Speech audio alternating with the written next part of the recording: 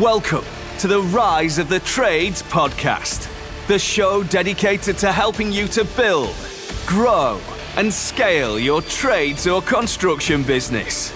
All rise for your host, Craig Wilkinson. Welcome to the Rise of the Trades podcast, where we help owners of trades and construction businesses to skyrocket leads, explode profits without having to graft 60 plus hours a week. If you're a new listener to our free marketing and business coaching podcast, welcome. And thank you to our growing audience of loyal listeners who are now starting to post their remarkable growth results into our Trades Freedom Club Facebook group. If you've not joined our thriving and safe group, please click the link around this podcast episode that you'll find in the description.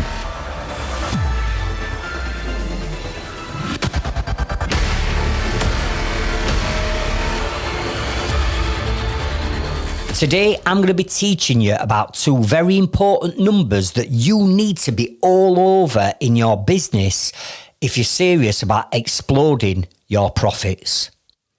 These two numbers are your gross profit margin and your net profit margin.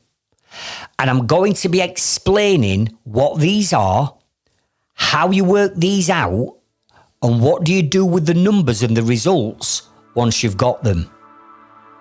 Now, I don't know about you, but when I first started my business, I didn't have a clue about the numbers in my business. If I'm honest, I was too busy. I was too busy doing everything in my business, from marketing to being on the tools, to pricing, to surveying, to organising labour, to ordering materials and everything else. And I knew the numbers were important, but I just didn't find time to do it. And if I'm honest, I've never really liked the numbers side. It's not really a sexy topic and subject. So I used to bury my head under the sand and hope and pray that at the end of every week or at the end of every month, I got enough money in my bank to pay everybody that I needed to pay. And there were some weeks where I would go weeks and weeks without not having enough money in my bank to even pay myself.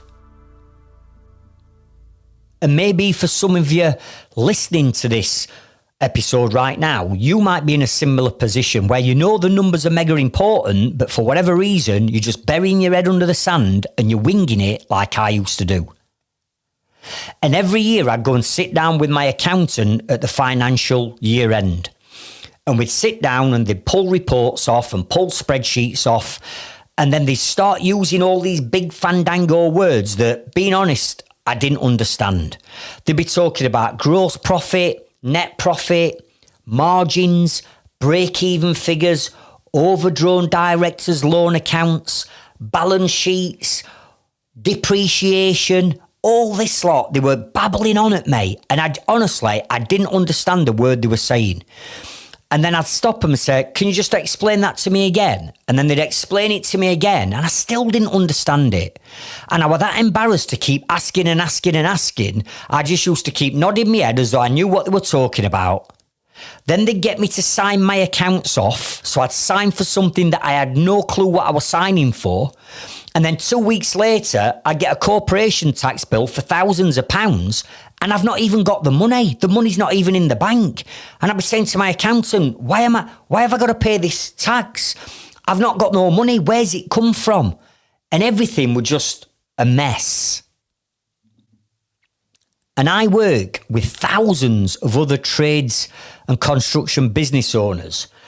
And if I'm being brutally honest, I'd say that 80%, 90% of you, 8 or 9 out of 10, are in the exact same boat as where I used to be, where you know it's important, but you don't understand the numbers. You're too busy. Some of you will be burying your head in the sand because you're scared of what the numbers are going to uncover. And we just sort of like blasé and we just wing it. We cannot continue to wing it in our business, not understanding the numbers. Because if we're winging it and we don't know the numbers and we're not pricing the jobs right and our overheads are too big, and then somebody goes and messes up on a job, or we don't allow for enough materials and materials have gone up in price, and we end up losing money, that's not why we're in business. We are in business to make profit. Without profit, you cannot be sustainable. You can't have a business if you're not in profit. And sooner or later, that negative cash flow will catch up with you, come and bite you in arse, and then you're in trouble. So what I'm going to do in this episode is I'm going to break down and share with you these two important numbers.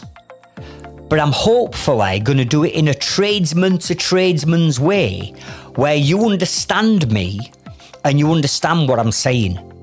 Because I don't want you sat down like I used to do with my accountant and sit there nodding your head because you don't understand it. So I'm going to take all the accountancy spiel and jargon out of this and just give it to you in my layman terms, and hopefully you'll be able to understand it.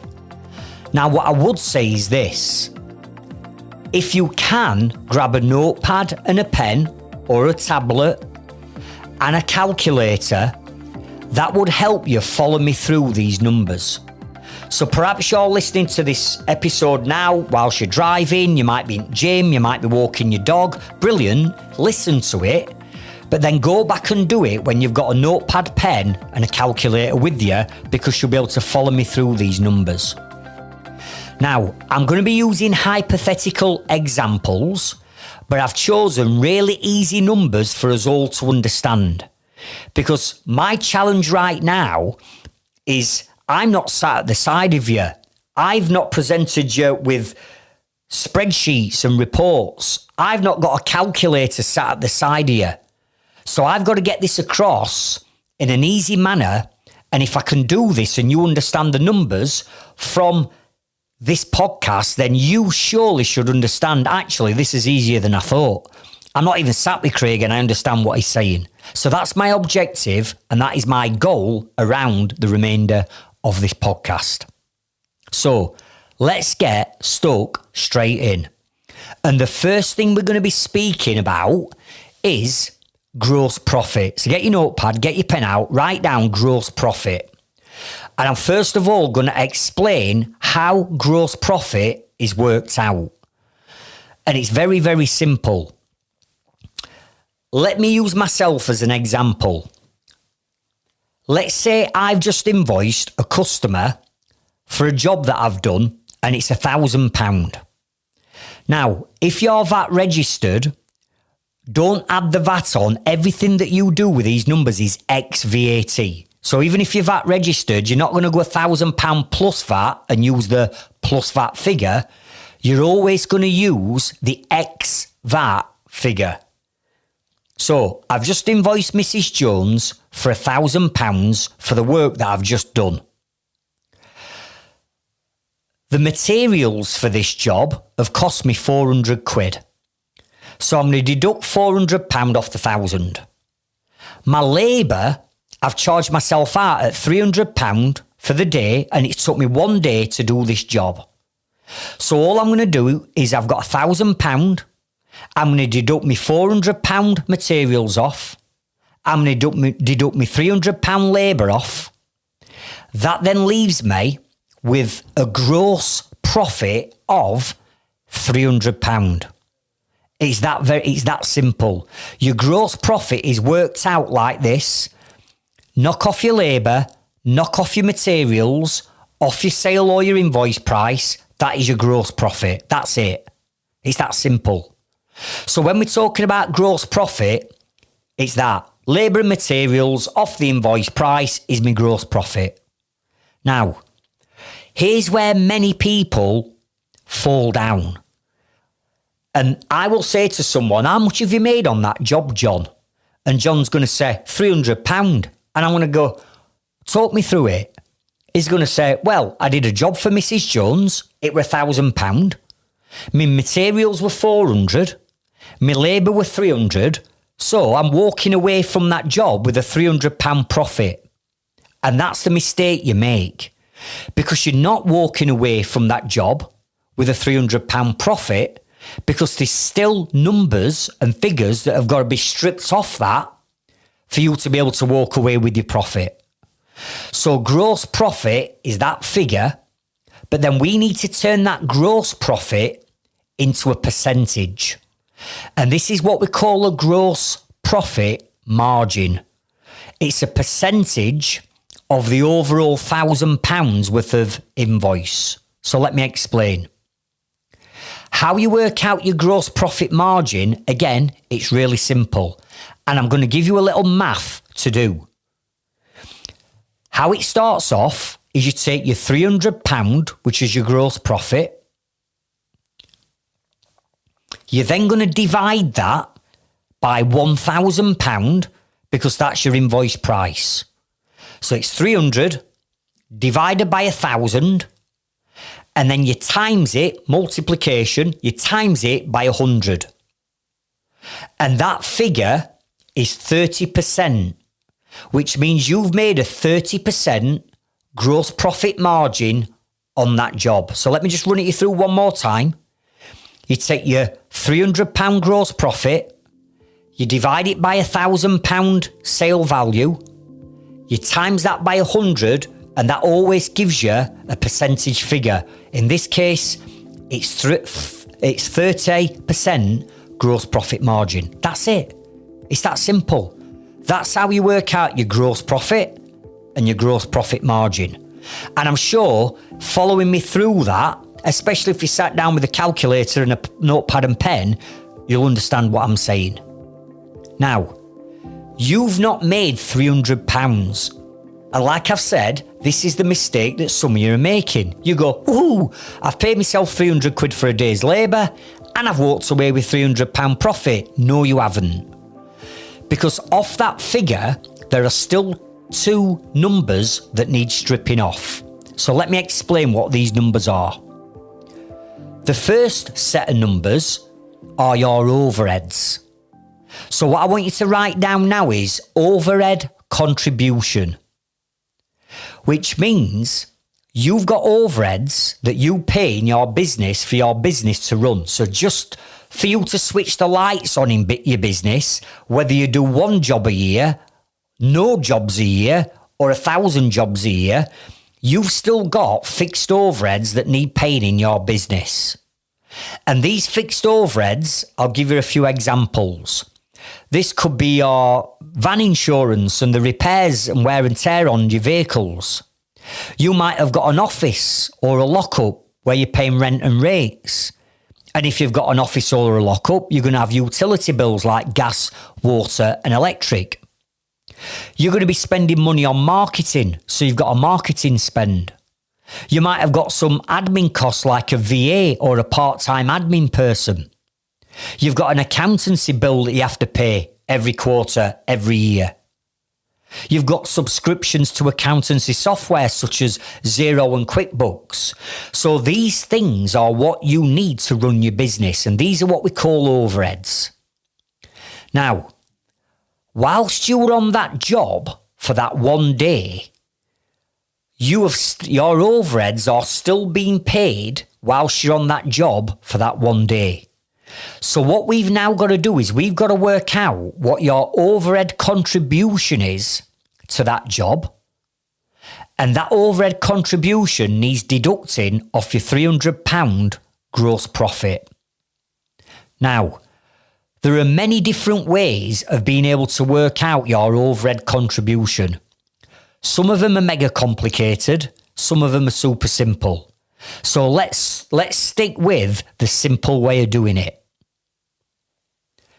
Let's assume, hypothetically, that your overheads for you to run your business every year are £12,000. That now means that each month you're paying £1,000 in overheads for your business to run. Over a month, breaking it down into a week, that's £250 a week. And if we break that week down into 5 working days, that works out at £50 a day. Okay? So nice and simple. So we've took the £12,000 over the year, but now we've broken it down and we've got a £50 a day overhead contribution that we now need to offset against that one day job that we've just done. So if I now take that £300 gross profit, I've now got to deduct £50 of that off, and that is the overhead contribution, which now brings my profit before any tax down to £250. So this is now what we call a profit before tax figure.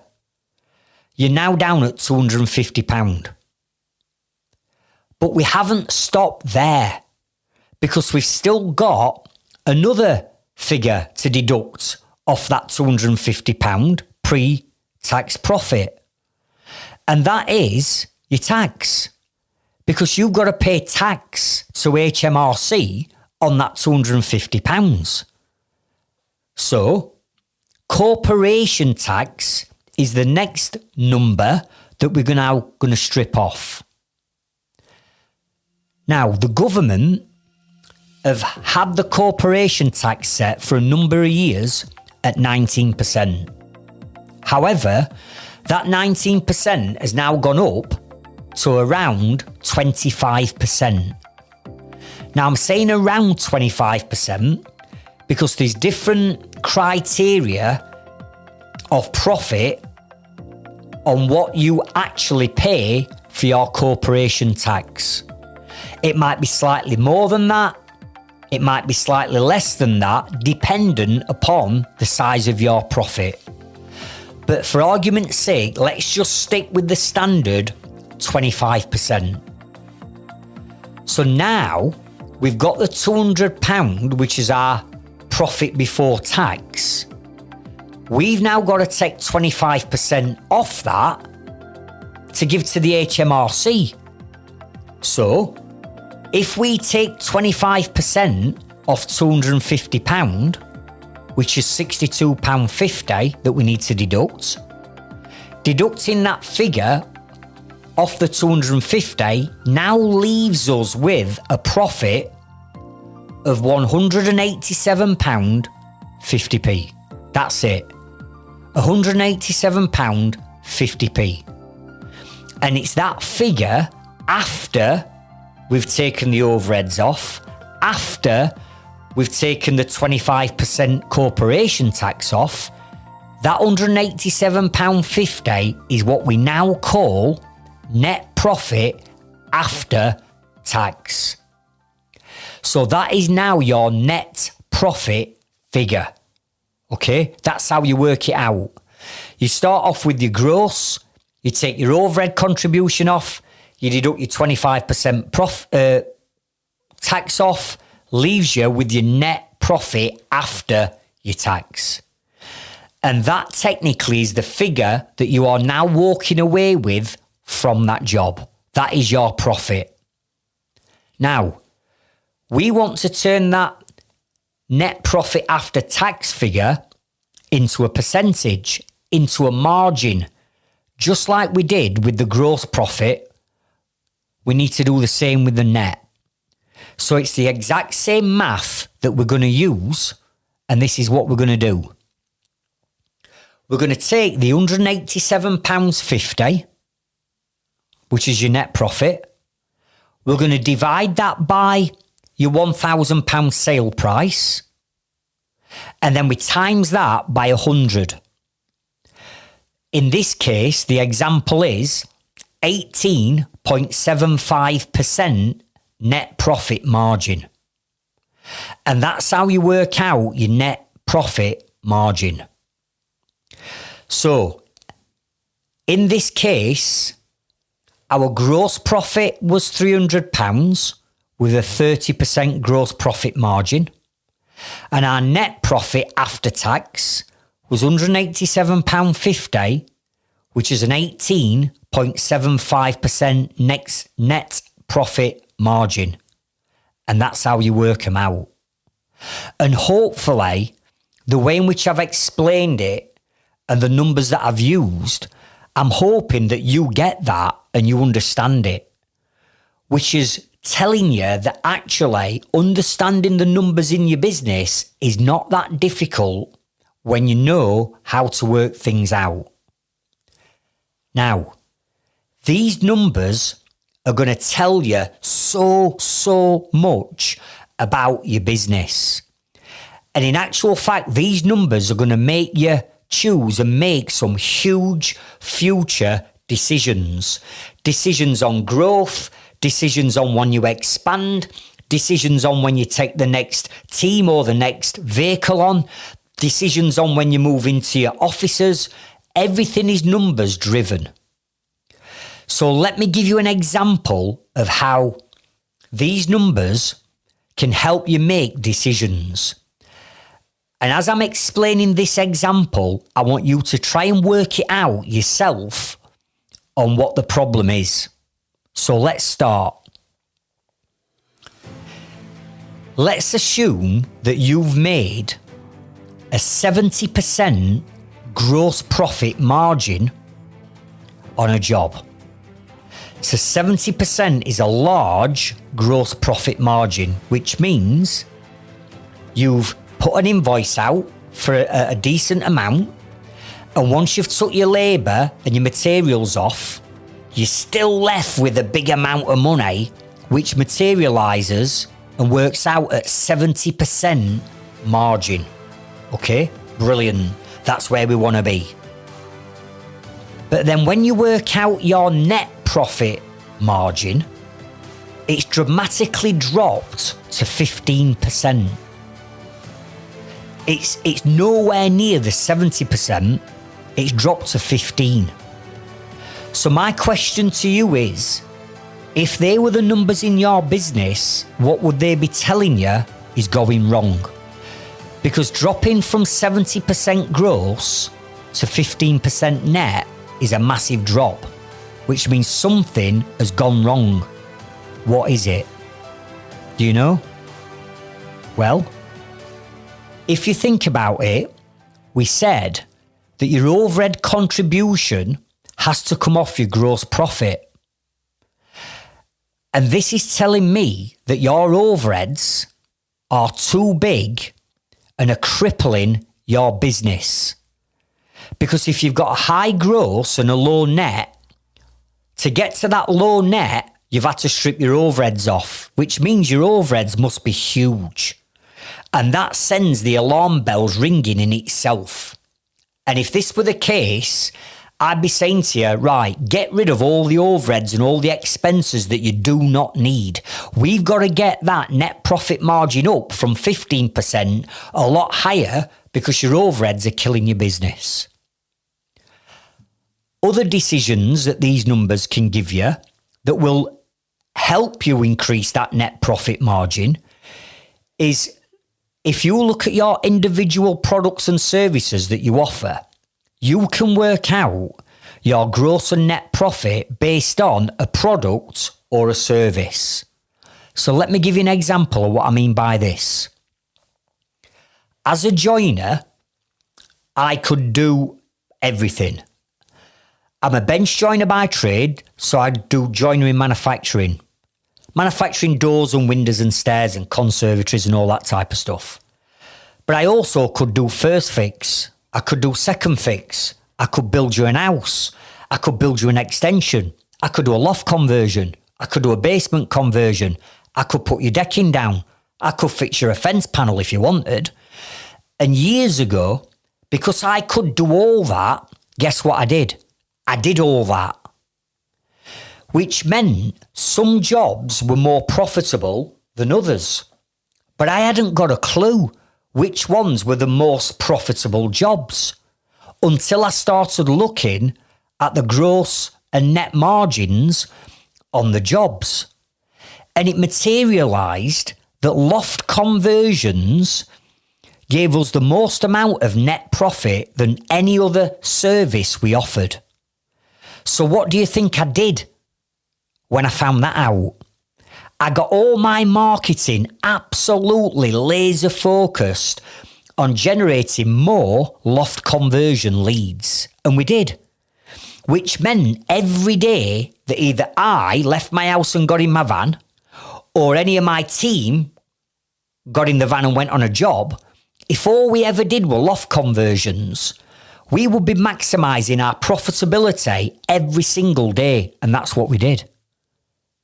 So you're probably doing a number of different services in your business. And if you don't know the numbers, some days you'll be losing money. Some days you'll be breaking even. And then some days you'll be making a profit. But the profit you've just made on that job is offsetting the loss you've just made on the previous job. So you're never making profit. Are you with me? And when we identify this by looking at the numbers, we can say, right, let's sack off doing fence panels. Let's sack off doing decking. Let's sack off doing roofing. Let's sack off doing bar fitting. Let's just get laser focused on getting more loft conversions in. And that's what we did. And that's how I started exploding my profits. And you need to consider doing the same. We can also, from your gross and net profit, start to plan for the future. So what I mean by this is, when I look at the numbers, and I'm being honest with you here, when I look at the numbers in my businesses, because we look at our numbers every week, I know how much profit we're making. So I can look at them numbers and I can sit down with my accountant and start to plan and say, look, if we continue making this profit, we are going to end up with a whopping corporation tax bill. So how can we move our money around to offset the liability so we're not paying as much tax when it comes round to it? So, as an example, my accountant said, Craig, I know you bought a Range Rover. I know you've had a custom truck built. I want you to go and buy a Tesla because Teslas are electric cars and we can offset it. And I'm like, I don't need another car. Yeah, but either go and buy the damn car or give the money to HMRC type of thing. Are you with me? So we can start to plan for that. You can also, and if you haven't done this, you need to do this, you can also set up a private pension. And what you can do is you can offset some of that corporation tax that you would normally have to pay to HMRC. You can put some of that into your own pension. So now you're building a future and a wealth and finance based out of your own profits. So there's lots of things that we can start to do and look at if we're on top side of our numbers. You see where I'm going with this? And hopefully what I've explained to you now between gross and net, you should be able to work out yours, all right? And that's what I want you to do. Without you knowing these numbers, you are winging it and keeping your fingers crossed that at the end of every week or month, you've got enough money to pay your suppliers, pay your wages, pay your overheads, pay your taxes, pay the VAT man. And if you're lucky, you're keeping your fingers crossed that there's enough in the pot for you. That is not how it should work. You should be taking your money out of your business before you pay anyone because it's your business. And if we are looking at the numbers and if we are selling our most profitable products and services, we should now be making profit. And if we can start to ease the cash flow by taking deposits, having interim payments, getting paid on the final day of every single job by turning your mobile phone into a card reader and getting paid, we're speeding up the amount of money that's coming into our business so we end up with a positive cash flow in a business that's making money, and that's when your business will start to skyrocket its profits. So, what I want you to consider doing moving forward are these three things. Make a note of these and I want you to do these three things. Every single one of my episodes, I finish off with, what action are you going to take? Because there's no point in listening to these coaching episodes if you're not going to go away and take action. You need to take action. So here's the action I want you to do. Three things.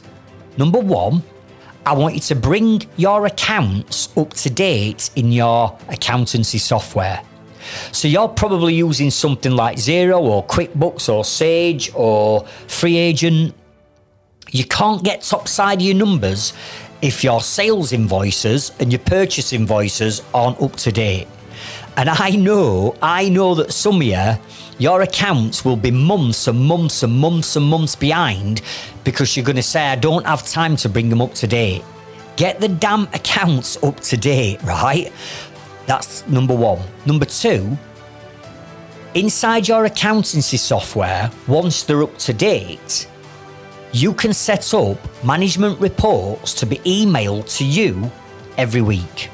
So every Friday, I get our accountancy software to email me my gross profit, my net profit, and other KPIs, key performance indicators. There's certain numbers that I want to know in my business every Friday.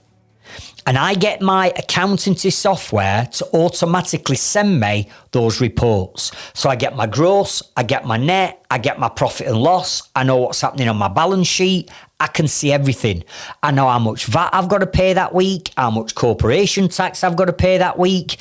And all I do is I set up reports that get fired off to me. That way, I can see how healthy my businesses are, how much profit I'm making, and I can sleep at night. Number 3, I want you to book a meeting with your accountant, because your accountant should be helping you with all these numbers. Your accountant is there to help you explode profits and not overpay on taxes. So if your accountant is only contacting you or reaching out to you a couple of times a year, they're not part of your team, are they? My accountant is part of my team. I speak to my accountant every single month. My accountant is advising me what I need to do every month because our numbers are up to date. So you need that type of relationship with your accountant because they're part of your team. So get a meeting, book with them. It can be on Zoom if you push for time, or in person, whatever, and just say to them, look, be honest with them. I don't understand this. Can you explain it to me in a language that I understand? And can you help me set these reports up? Because if you're getting fired these emails every week with these reports in, and it's all positive, I'm telling you now, you can sleep at night. Because the amount of sleepless nights and worry and that gut-wrenching feeling that I've had over many, many years when I didn't understand the numbers in my business, it's a killer. I used to lay awake at night panicking and worrying about money. I ain't got enough money to pay wages. I ain't got enough money to pay VAT bill. In fact, I've used my VAT money as an overdraft to bail me out. That's where I used to be.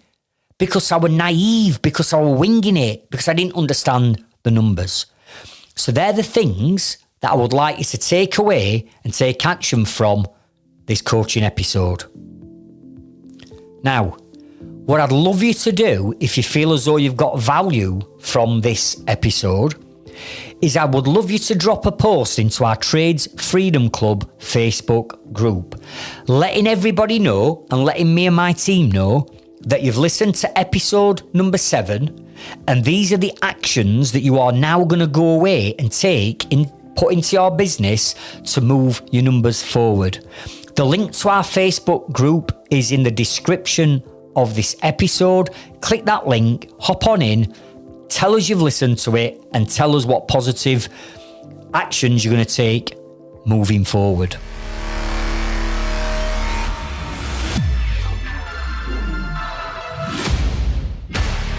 One last thing. Please consider hitting the follow and the subscribe button on whatever platform you are listening to this podcast on. That way you will get notified every time we upload a new coaching episode and you'll never miss out. And if there's a share button, could I ask you to hit that share button and share this episode onto your social platforms so we can reach more tradesmen and women and help them to achieve financial freedom in their businesses and their lives. Until next time, thanks for listening.